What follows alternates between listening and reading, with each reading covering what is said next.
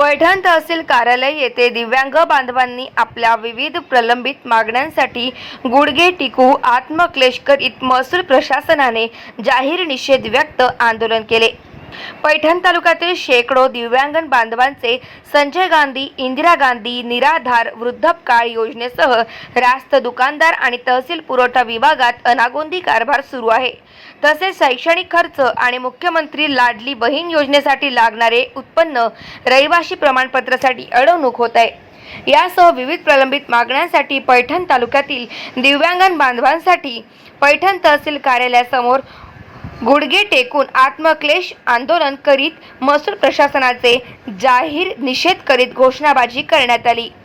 यावेळी विष्णू शेख, कालू शामाद, सोनू अनपट, सोनार, विष्णू धम्मरतन, अंदोरीकर, शेख अब्बास, लालाभाईसह असंख्य दिव्यांग बांधवन यांनी सहभाग नोंदवला। गाव माझा न्यूज करिता मनोज परदेशी, पैठण, छत्रपती संभाजीनगर।